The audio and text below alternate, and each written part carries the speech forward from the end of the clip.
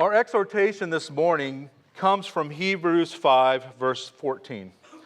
But solid food is for the mature, for those who have their powers of discernment trained by constant practice to distinguish good from evil.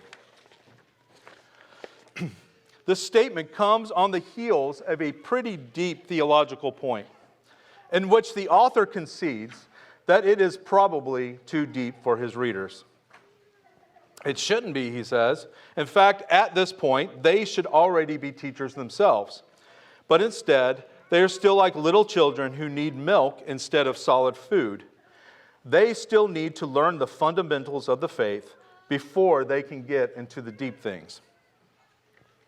The specific issue in Hebrews is that they are being led astray by false teaching. They do not have the discernment muscles, or their discernment muscles, built up yet. And this is because they are not working out.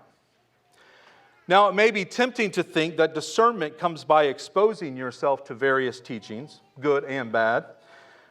But this is not really the right path, is it?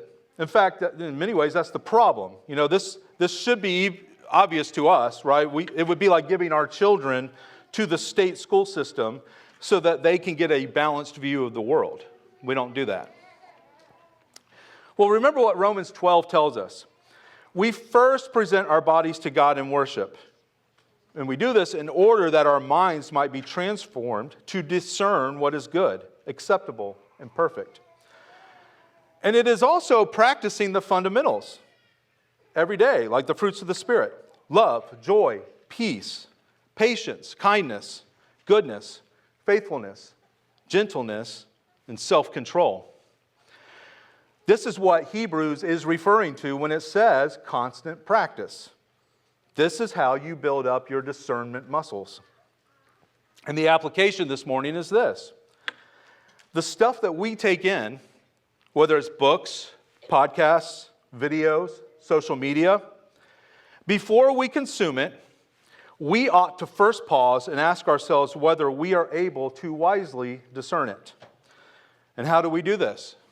Well, we take a look at our life and see if we are daily walking in obedience. How is our marriage? How well are we fighting sin on a day-to-day basis? What is the aroma of our home?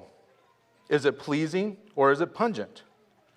How well do we know our Bible compared to how much we know about current or historical events? How often do we pray and sing psalms compared to how often we argue about conspiracy theories or controversial ideas? Biblical wisdom is not about being smart, and it's not about filling your head with facts. It's plodding obedience day in and day out.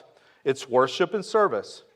It's loving God and loving your neighbor as yourself.